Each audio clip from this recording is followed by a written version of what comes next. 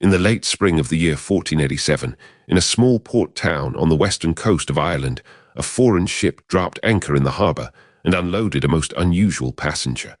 The passenger was a boy. He was perhaps 12 years old, perhaps 13.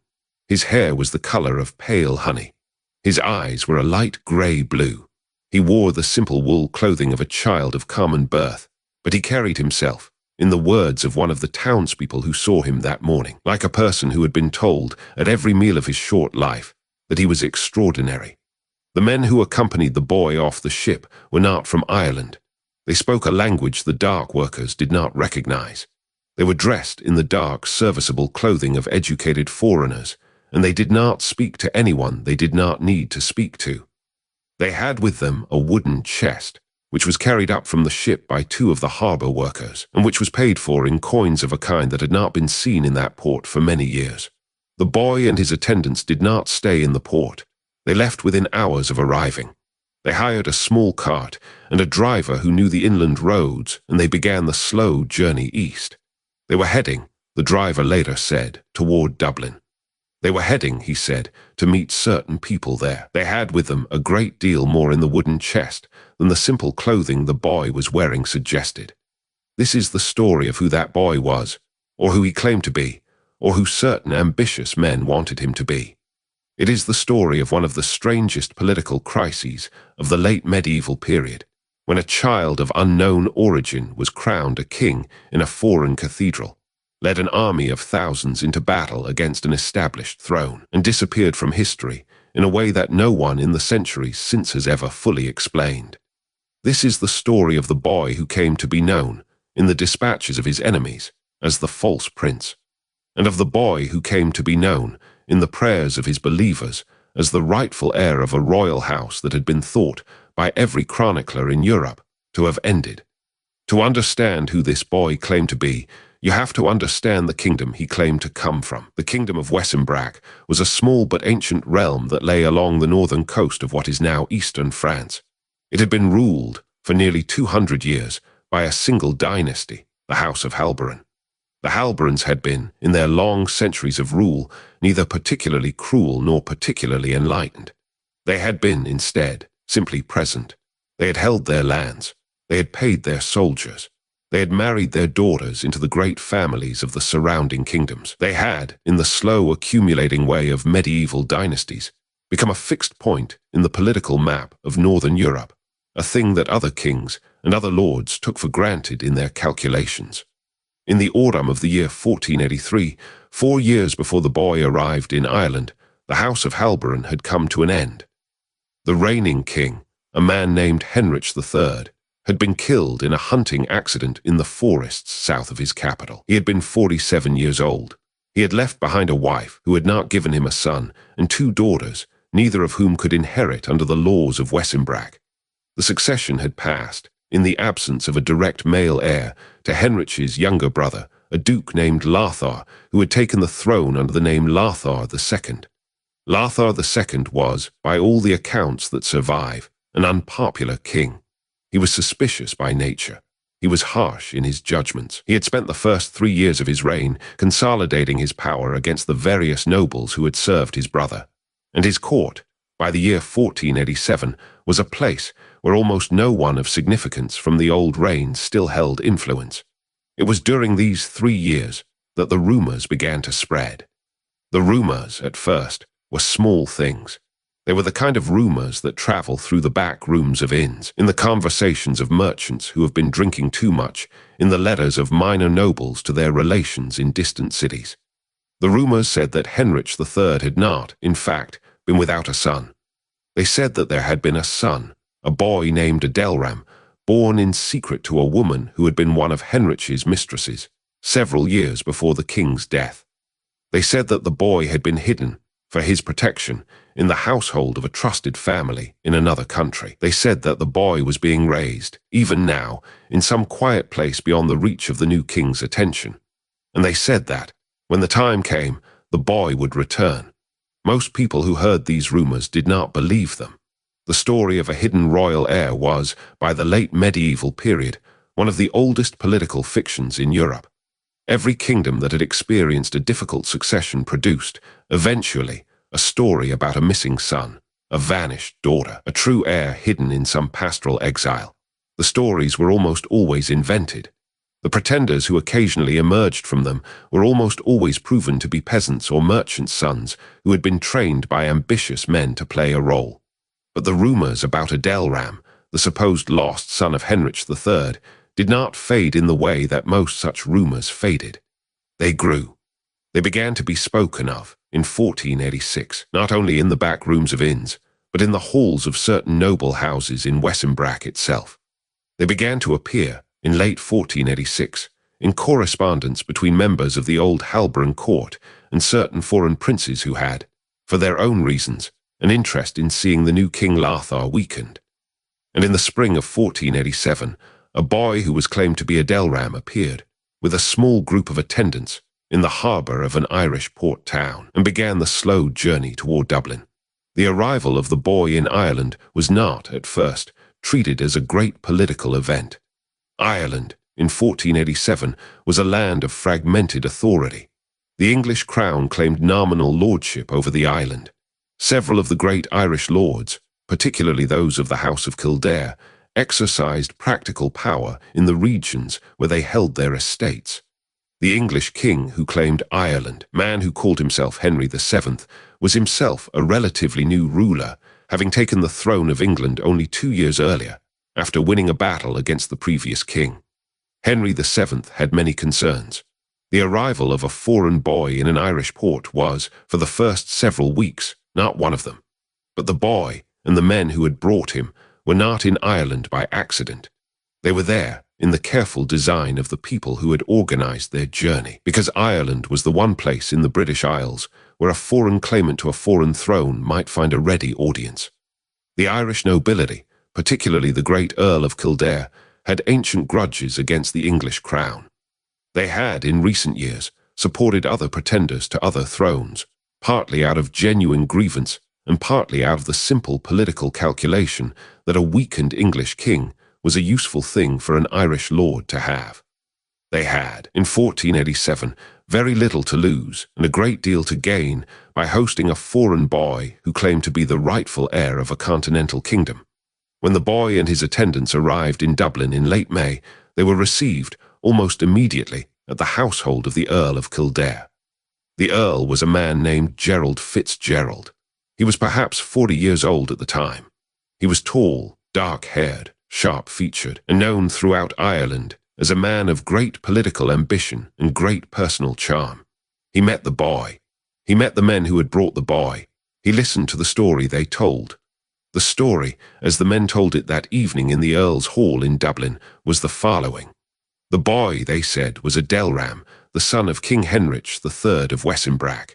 He had been born in the autumn of 1474, when his father had been still alive. His mother had been a young woman from a noble family in the western provinces of the kingdom.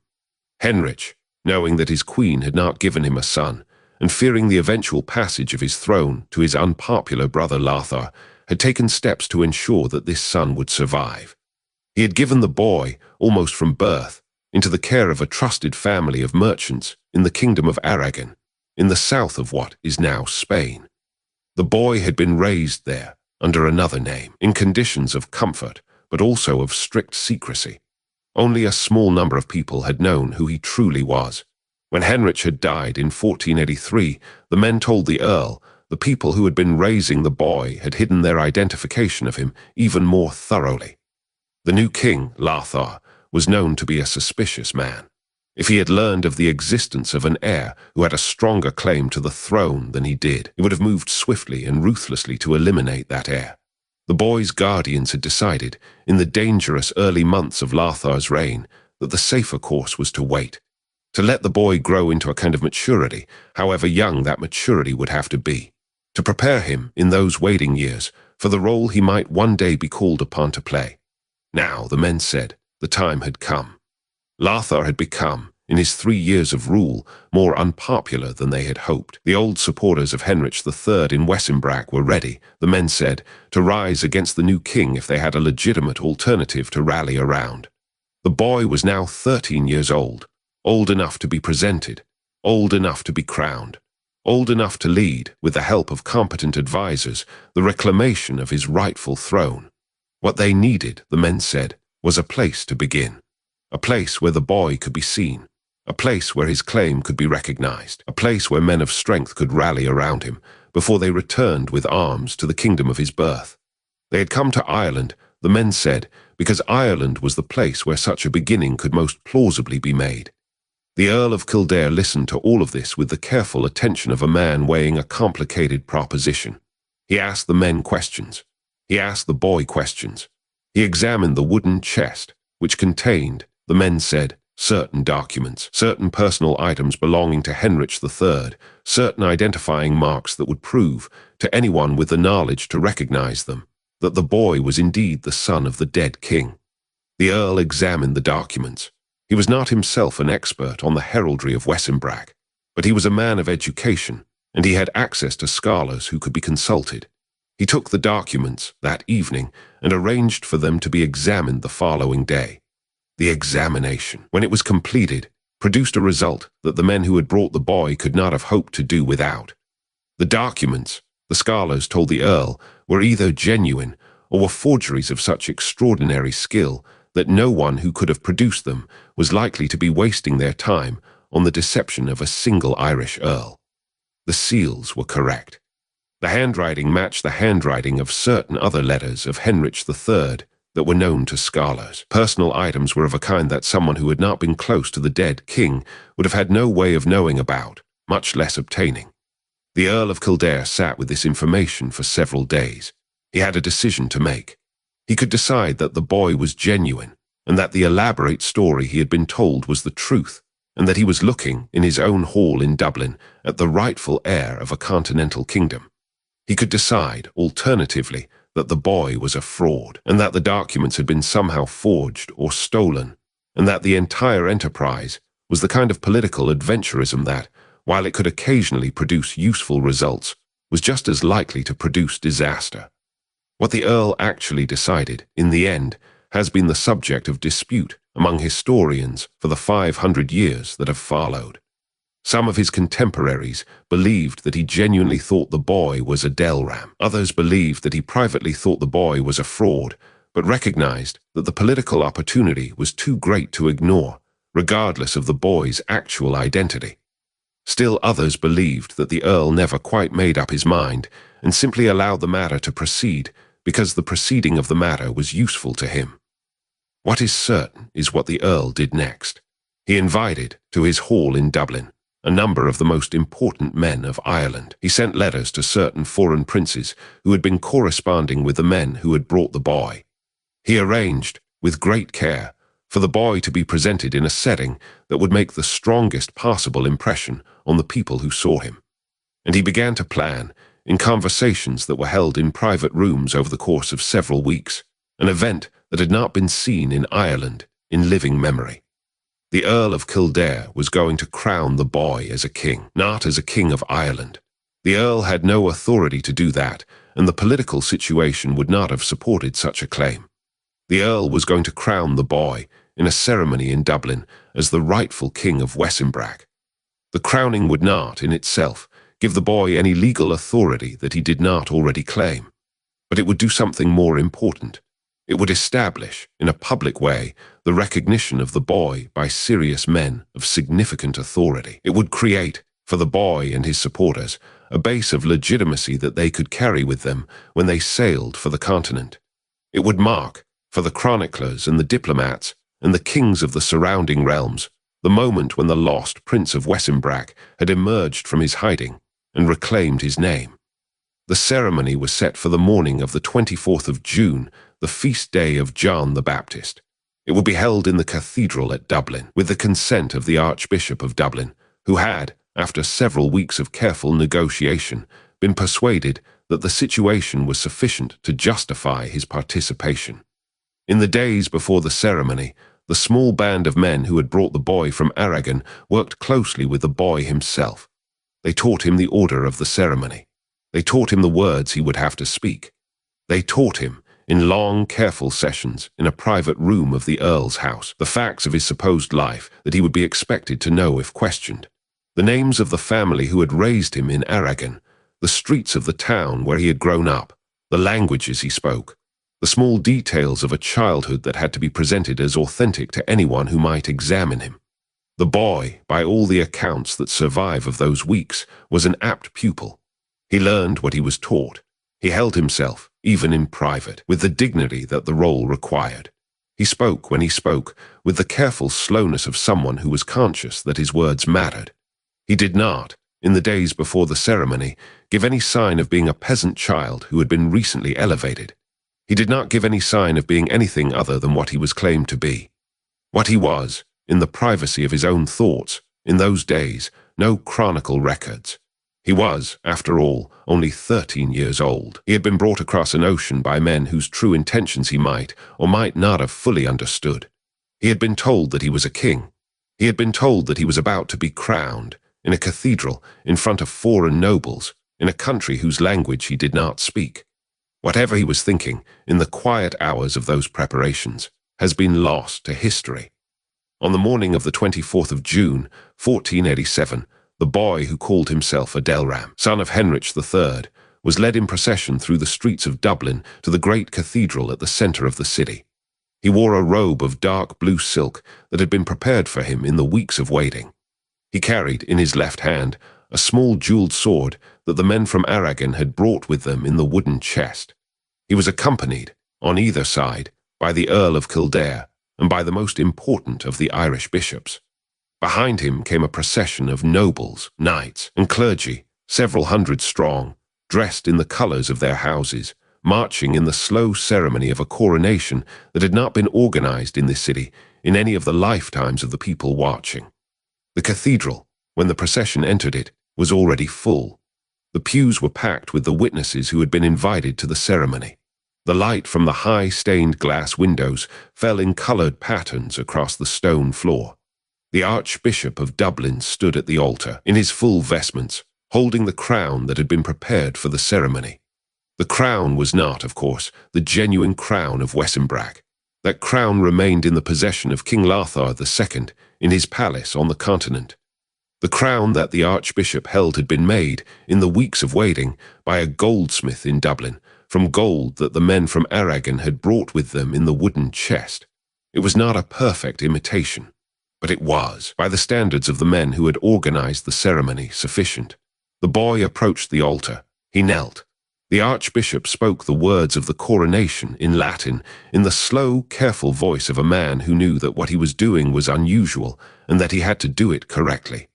The boy answered, where he was required to answer, in the words he had been taught. The Archbishop placed the crown on the boy's head.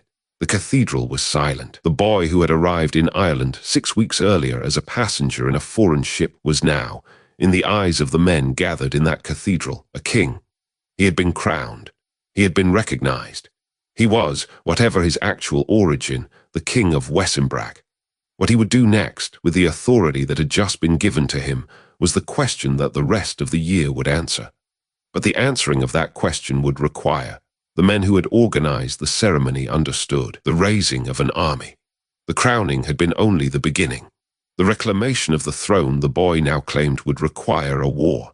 And the war, when it came, would be unlike anything that any of the men in the cathedral that morning had quite anticipated. In the weeks following the coronation in Dublin Cathedral, the men who had organized the ceremony began the more difficult work of turning the symbolic act into a military reality. The boy who had been crowned, the figure now publicly known in dispatches and proclamations as King Adelram of Wesenbrac, could not remain in Ireland indefinitely. The whole purpose of the elaborate enterprise had been to establish the boy's claim and then carry that claim back to the continent, where the actual throne and the actual kingdom waited. To delay would be to risk the loss of momentum. The longer the boy remained in Ireland, the more time King Lothar II would have, on the continent, to fortify his position, to discredit the rumours of the lost heir, to take whatever steps a suspicious king takes when he learns that someone is preparing to challenge his rule. What the boy needed was an army. The raising of an army, in the conditions of the late 15th century, was not a simple matter. Armies were not held in readiness by states. They were assembled when they were needed, from the household troops of nobles, from the mercenary companies that wandered Europe selling their services to whoever could pay, and from the levied peasants of the lands held by whoever was raising the army. The composition of any given army depended on who was supporting the cause. The size depended on the resources available. The quality varied enormously, from the heavily armored professional soldiers of the great noble houses to the half-trained farmers who had been pulled from their fields with whatever weapons they could find. The men who had brought the boy to Ireland had, from the beginning, anticipated that the army would have to come from several different sources. A portion of the army would come from Ireland itself. The Earl of Kildare, having staked his prestige on the recognition of the boy, would provide a substantial contingent of his own household troops, along with men recruited from the lands of allied Irish lords. This Irish contingent would not, by itself, be large enough to retake a continental kingdom, but it would be a foundation. It would demonstrate to other potential supporters that real military power was already gathering around the boy. A second portion of the army would come from a different source, one that the men had been quietly cultivating for months. Certain foreign princes, particularly those who had reason to dislike King Larthar II of Wesenbrac, had agreed in principle to provide soldiers for the campaign. The chief of these was a duke whose lands lay just to the north of Wesenbrac, and who had ambitions of his own regarding territory that Larthar held. This duke, whose name was Wilhelm of Marenden, would provide several thousand professional soldiers, along with a substantial sum of gold to pay for the rest of the army's needs. A third portion of the army would have to come from mercenaries. Several mercenary companies, operating out of bases in the Low Countries, were known to be available in the summer of 1487. The men who had organized the boys' expedition had been in correspondence with the captains of two of these companies for several months. The captains had agreed, for an appropriate price, to provide their men for the campaign. The fourth and most important portion of the army, however, was the one that the men were counting on without quite being able to guarantee. They were counting on the people of Wesenbrac itself. The whole theory of the enterprise depended on the assumption that the people of Wesenbrac, when they learned that the lost son of their old king had returned, would rise in his support. The professional soldiers from Marenden and the mercenary companies would form the core of the invading army. The Irish contingent would provide additional strength, but the real victory, when it came, would come from the rallying of Wesenbrac itself. Local nobles would declare for the boy. Towns would open their gates. Peasants would join the army as it marched. By the time the boy reached the capital, he would be at the head of a force that was indisputably the army of his own kingdom, returning to claim what was rightfully its own. This was the theory. Whether it would prove correct was the question that only the actual campaign could answer. The army, after several weeks of organization, sailed from the western coast of Ireland in the early days of August. It was a fleet of perhaps 30 ships. The Irish contingent was several hundred strong. The professional soldiers from Marenden, who had joined the fleet at a port in the Low Countries, numbered nearly 3,000. The mercenary companies added another 2,000. The boy himself sailed in the largest ship of the fleet, accompanied by the Earl of Kildare, who had decided to lead the Irish contingent in person. The fleet made its landing on the northern coast of what is now eastern France, at a small port that lay just within the borders of Wesenbrac itself. The landing was uncontested.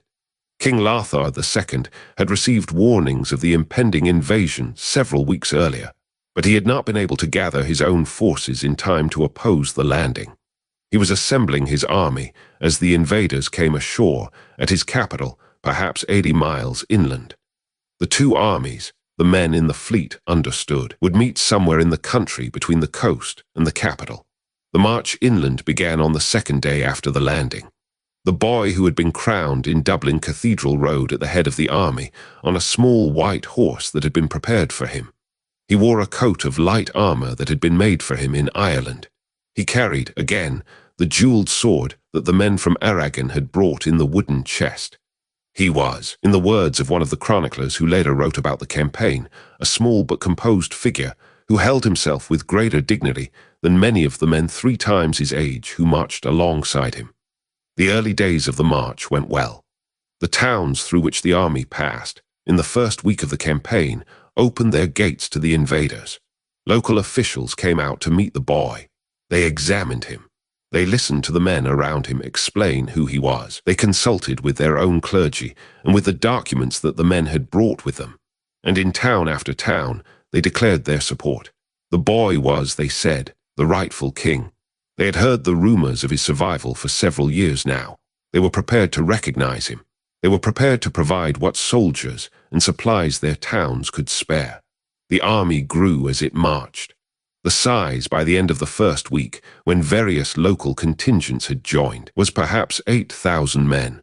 By the end of the second week, it was 12,000. The men who had organized the campaign began, in the second week, to allow themselves the careful hope that the theory of the enterprise was being borne out. The people of Wesenbrac were rallying.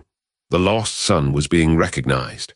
The march to the capital, if it continued at this pace, would arrive at the gates of King Lothar's city with an army large enough to take the city by force or to compel its surrender by demonstration. It was in the third week of the march that the situation began to change. The army arrived, in the third week, at the borders of a region of Wesenbrac that had been, in the years of King Henrich III, particularly loyal to the old king. The men who had organized the campaign had been counting on this region. They had expected, when the army entered it, the most enthusiastic recognition the boy had yet received. They had expected the local nobles to ride out to meet him, to swear oaths of loyalty, to provide additional thousands of soldiers for the army. What they found, instead, was a region that was watching them very carefully, but that was not yet committing. The local nobles did not ride out to meet the boy. They sent representatives, instead, to inquire about him. They asked the questions that the men had hoped they would not ask. They asked to see the boy in person, in private settings, where he could be examined more closely. They asked about details of the supposed life he had lived, details that, it became clear, certain of these nobles had specific knowledge that they would have shared with the actual son of Henrich, if such a son existed. The boy answered the questions as he had been taught. He performed, by all accounts, well. He did not contradict himself. He did not display ignorance of facts he should have known. But the local nobles were not, after these examinations, the eager supporters they had been expected to be. They were instead cautious. They asked for more time to consider. They suggested that perhaps the army should pause its march while they convened among themselves and came to a decision. The men who had organized the campaign understood, when they received these responses, that something had begun to go wrong. The exact nature of the problem was not, at first, entirely clear to them. It might have been, they thought, that the local nobles were simply being cautious.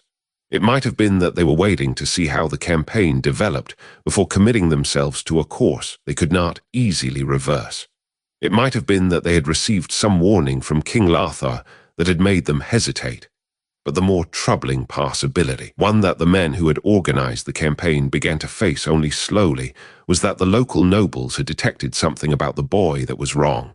Not anything that he had said or done exactly, but something deeper. Some sense, in the careful examinations they had conducted, that the person sitting before them was not the person he claimed to be. The boy was, after all, 13 years old. He had been trained for his role for several months at most. He had been examined, in Ireland, by men who had wanted to believe him, who had been predisposed to recognize him, who had been looking for confirmation rather than for inconsistency. The local nobles of Wesenbrac were a different audience. They were men who had, in some cases, known King Henrich III personally. They had known his manner. They had known the small particular qualities of his bearing. They were looking, now, at a boy who had been claimed to be his son, and they were comparing what they saw against what they remembered, and they were, in some cases, finding the comparison wanting. The men who had organized the campaign decided, in the face of this hesitation, that they could not afford to wait. The momentum of the march had to be maintained. The capital had to be reached. The army, whatever its current size, was the largest it was likely to become. To stop and wait while the local nobles deliberated would be to give King Lothar the time he needed to assemble a force capable of defeating them. They had to press on. The army resumed its march in the fourth week of the campaign. It was during the march of that fourth week that the first signs of the response from King Lothar began to appear. Scouts who rode ahead of the army returned with reports of substantial enemy forces gathering in the country between the army and the capital. Lothar had, in the weeks since the landing, succeeded in raising a force that was, by the most reliable estimates, at least equal in size to the army of the boy. Lothar's army was made up, primarily, of the regular soldiers of the kingdom of Wesenbrak, supplemented by mercenaries that Lothar had hired in his own preparations. The two armies, the scouts reported, were now perhaps 3 days of marching apart, on a course that would bring them into contact in the broad open country east of the river that ran through the center of the kingdom. The men who had organized the campaign, when they received these reports, held a council in the boy's tent that night. The council was attended by the boy himself, by the Earl of Kildare, by the senior officers of the army from Marindon, and by the captains of the mercenary companies. The discussion was difficult. There was no consensus on the best course of action. Some of the officers argued for an immediate engagement, while the army still had the momentum of the march.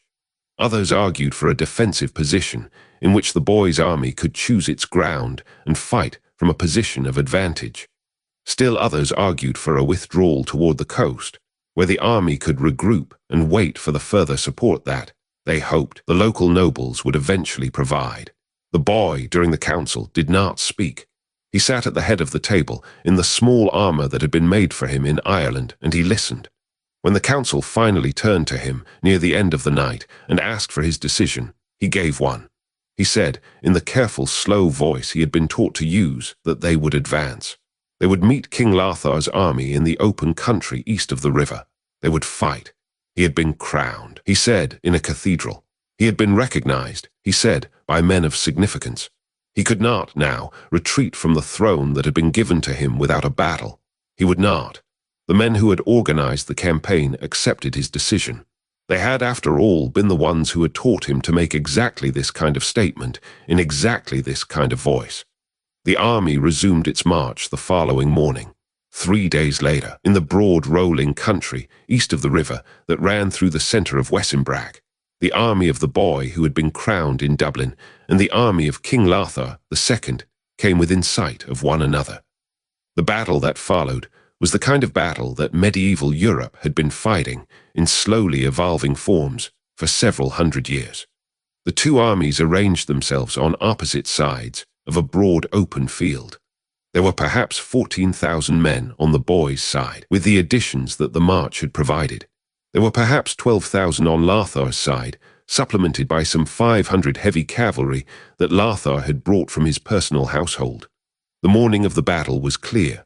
The ground was firm. The standards of both sides flew in the light wind. The battle began, as such battles often began, with an exchange of arrow fire from the archers on both sides. It progressed, as such battles often progressed, into a clash of infantry in the center of the field, with cavalry actions on the flanks. The fighting was, by the standards of the period, intense. The casualties on both sides were heavy. The battle lasted, according to the chroniclers, from mid-morning until the late afternoon. The decisive moment of the battle came near its end. It came when the heavy cavalry of King Lothar, which had been held in reserve through the morning, was finally committed against the center of the boy's army. The cavalry struck the line of the mercenary companies, which had been bearing the brunt of the fighting through the day, and which were now exhausted, and which broke under the impact of the heavy horse. The break of the mercenaries threw the rest of the line into disorder. The disorder spread. Within perhaps an hour, the army of the boy who had been crowned in Dublin had ceased to function as an army. It had become, instead, a mass of men in retreat, pursued by Lothar's victorious cavalry across the country toward the river. The boy himself had been in the center of the army, with a guard of household troops from Marindon. When the line broke around him, the household troops attempted to bring him to safety. They fought a careful rearguard action, retreating slowly across the field, protecting the small white horse on which the boy was mounted. They reached the river. They began to look for a place to cross. It was at the river, in the chaos of the retreat, that the boy disappeared from the historical record. What happened to him in the hours and days that followed the battle has never been definitively established. There are several accounts, all of them based on partial information, none of them in full agreement with the others. One account holds that he was killed in the fighting at the river, struck down by enemy soldiers who had pursued the retreating army to the crossings.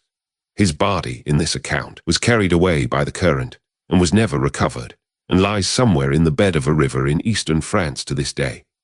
Another account holds that he was captured at the river, brought before King Lothar, and executed in private several weeks later, with the executioners sworn to secrecy about his identity, on the grounds that the public execution of a possible son of Heinrich III would create more problems for Lothar than it solved.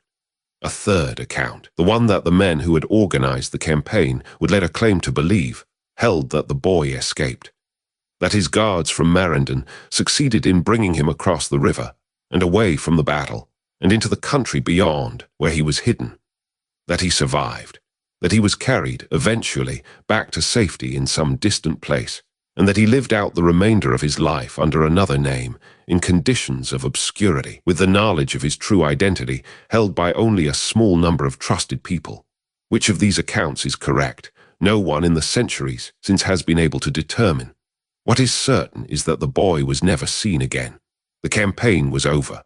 King Lothar II remained on the throne of Wesenbrac. The Earl of Kildare, who had survived the battle, returned to Ireland with the remnants of the Irish contingent. The men who had organized the campaign dispersed and went their separate ways, and most of them never spoke publicly again about what they had attempted. The lost Prince of Wesenbrac, whoever he had truly been, was lost again. In the years following the battle and the disappearance of the boy, the story of who he had been and who had organized his coming became one of the great unanswered questions of late medieval European history. It was a question that interested, in different ways, several different parties. It interested King Lothar II of Wesenbrac, who, even after the boy's defeat, did not consider the matter closed. Lothar had won the battle, but he had won it against an army that should not, by his understanding of the political map, have been able to assemble at all. The fact that several thousand professional soldiers from foreign sources had marched into his kingdom under the banner of a boy claiming to be his nephew suggested that the political position of his crown was less secure than he had previously believed. Lothar spent, in the years after the battle, considerable resources on investigations into who had organized the conspiracy against him. He sent agents to Ireland. He sent agents to the Low Countries. He sent agents to Aragon, where the boy had supposedly been raised. He gathered, over several years, a substantial dossier of information about the people who had been involved. What Lothar's investigations concluded, when they were finally written up in a confidential report to the king in 1492, has survived in the archives. The report identified, with reasonable confidence, the men who had organized the boy's expedition. They had been, according to the investigators, a group of perhaps 8 people. Several of them were former officials of King Heinrich III's court, who had lost their positions when Lothar took the throne and who had grievances against the new king. 2 of them were members of the household of Wilhelm of Marendon, the duke whose lands lay to the north, and who had provided the soldiers from his own forces. One of them was a Spanish merchant from Aragon, whose family had business interests in Wesenbrac that had been damaged by Lothar's policies. The remaining members were figures whose identities the investigators could not establish with certainty. The report did not, however, definitively answer the question of who the boy himself had been. Lothar's investigators found, in their work in Aragon, the family of merchants in whose household the boy had supposedly been raised. The family had indeed raised a boy of approximately the right age, in approximately the right time, in conditions that matched the broad outlines of the story that had been told. But the family insisted, when questioned, that the boy they had raised was their own son. They produced documents to support this claim. They produced witnesses, neighbors and clergy who had known the boy from infancy. They acknowledged that the boy had been taken from them in the late spring of 1487 by men who had paid them a substantial sum and who had said that the boy was needed for a great and important purpose. They had not asked the men what the purpose was. The sum had been large enough that they had not, they said, been in a position to ask. The boy, the family said, had been their own. He had not been the son of any king. He had been a child of common birth, who happened to bear, in the rough estimate of the men who had recruited him, a sufficient resemblance to what the son of Heinrich III might have looked like, that he could be presented to people who had never personally known the dead king and have his identity accepted. The family's account, when Lothar's investigators reported it, did not quite settle the question. It was possible, the investigators noted, that the family had been sworn to secrecy about the boy's true origin, and that the documents they produced were forgeries that had been prepared as part of the original concealment. It was possible that the boy had been switched, at some early point in his life, with the genuine son of the merchants, and that the boy who had marched at the head of an army into Wesenbrack had genuinely been the son of King Heinrich, while the genuine merchant son had been raised elsewhere or had died. But the more straightforward interpretation, the one that the investigators ultimately adopted in their report, was simpler. The boy had been a peasant. He had been recruited by ambitious men. He had been trained for several months in his role. He had performed it, in the brief time he had to perform it, with sufficient skill to convince the people who wanted to be convinced.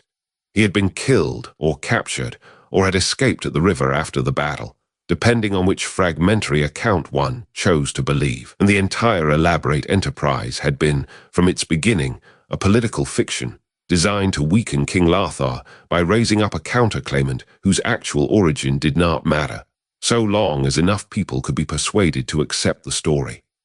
This interpretation, the simpler one, has been accepted by most modern historians, but it has not been accepted by all of them.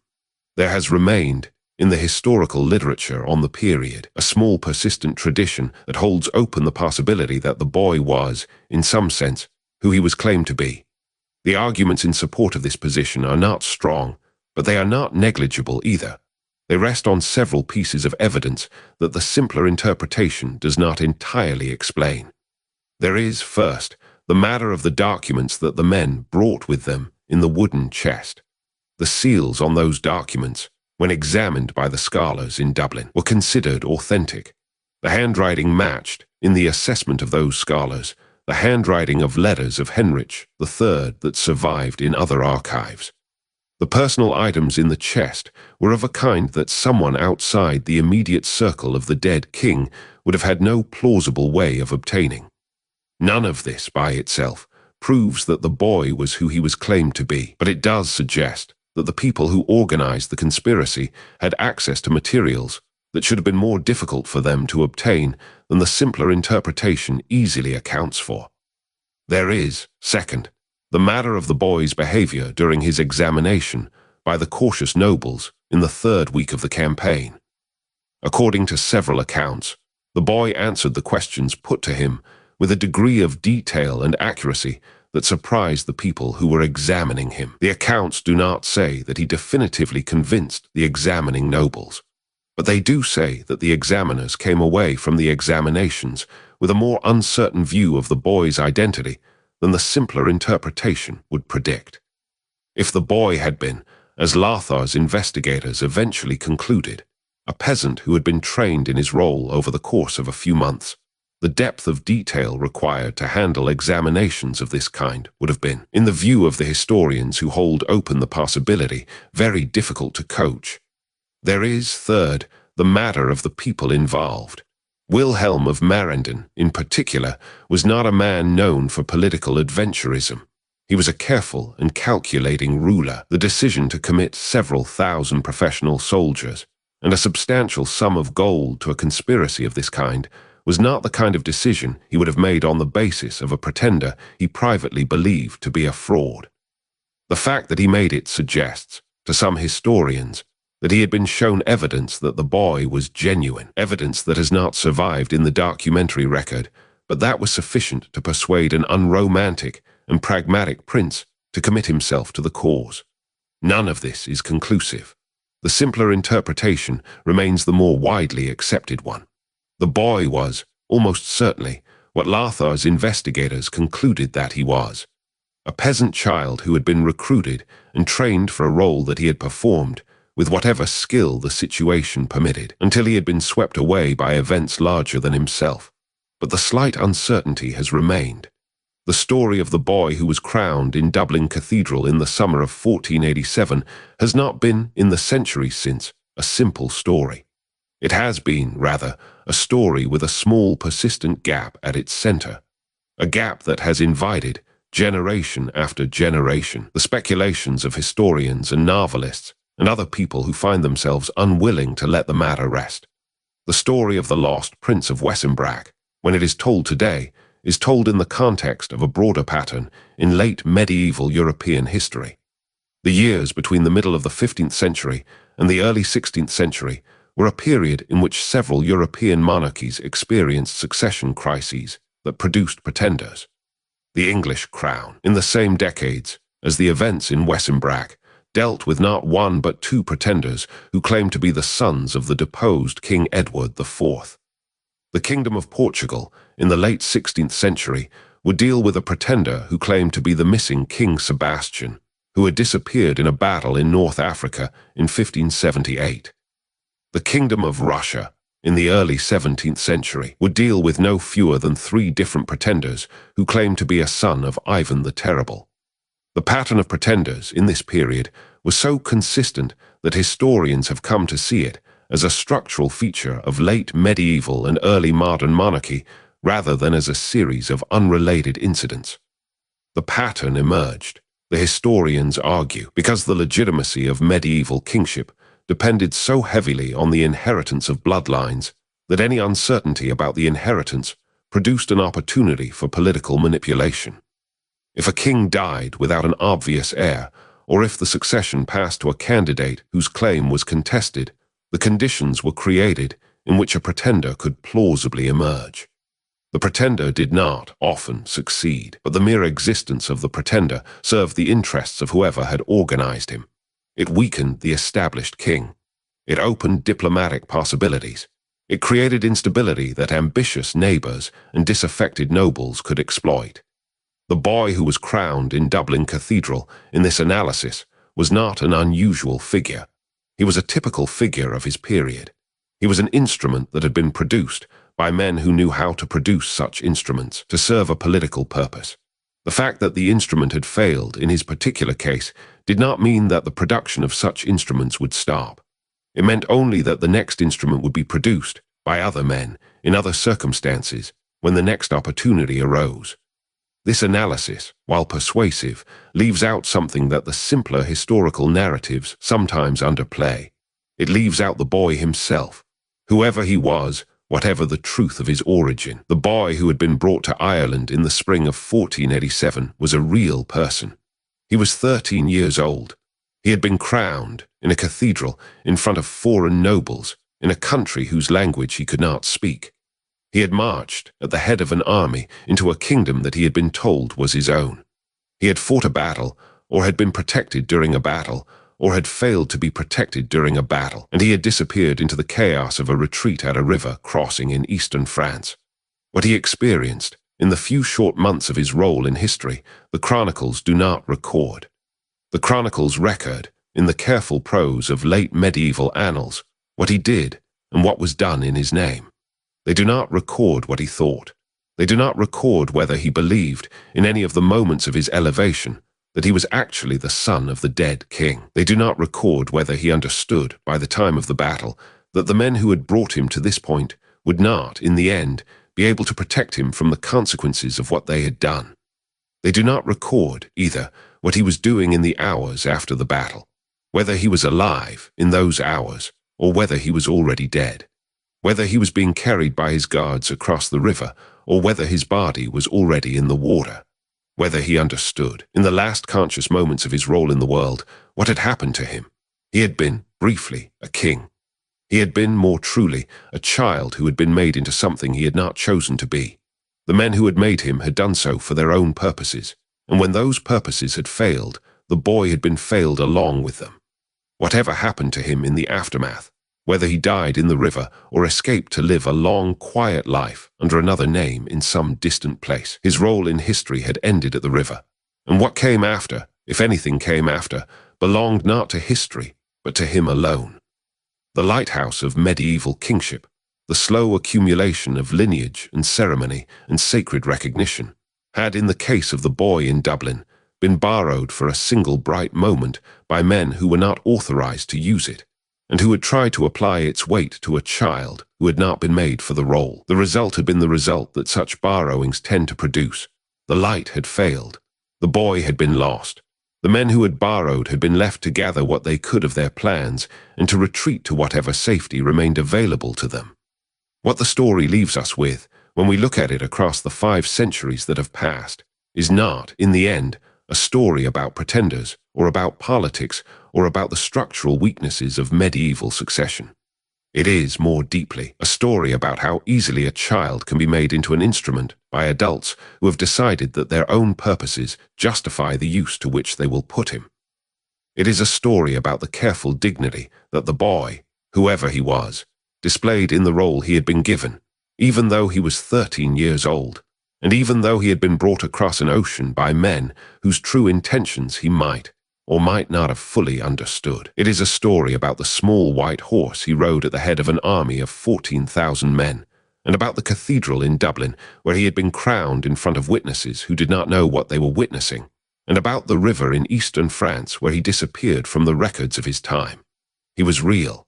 Whatever else is uncertain about him, he was real. He existed.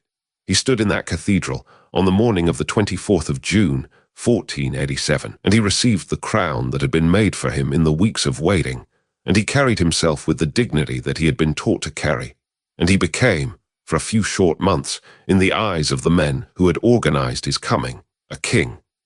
And then he was gone.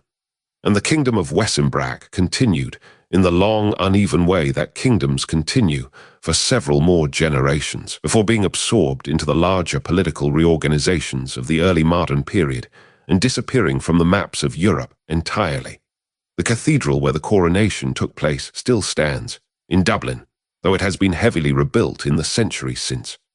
The river where the boy disappeared still flows, in eastern France, through country that is now divided among several modern states. The records of the campaign, in the form that has survived, are kept in archives in several European cities.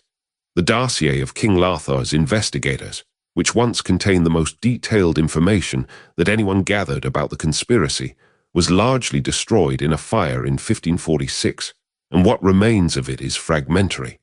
The boy himself, whoever he was, does not have a grave that anyone has identified.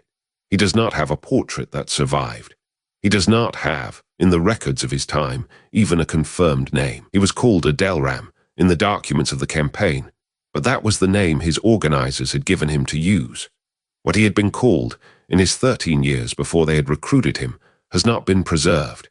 He is, in the records, only a figure. A small composed figure on a small white horse, riding at the head of an army that should not have been there, into a kingdom that should not have accepted him, in pursuit of a throne that he was probably not entitled to, but that for a few short months, in the strange older logic of a world that placed great weight on the ceremonies of recognition, he had been recognized as having a right to. He was perhaps a peasant. He was perhaps the lost son of a king. He was certainly a child. And he was, in the few short months of his role in history, given a kind of attention and burden and significance that very few children of any origin have ever been asked to carry. Whatever he was before, whatever he became, if he survived the river. The boy who was crowned in Dublin Cathedral in the summer of 1487 exists now only as the small composed figure that the chronicles preserved, riding at the head of his army, in the brief bright moment between his coronation and his disappearance, when the medieval world looked at him and saw, for a few weeks at least, what it had been told to see. The chronicles closed. The records ended. The river continued to flow. The story, as the men who had organized the campaign would have wanted it told, was that the lost prince had reclaimed his crown. The story, as it actually unfolded, was something else entirely.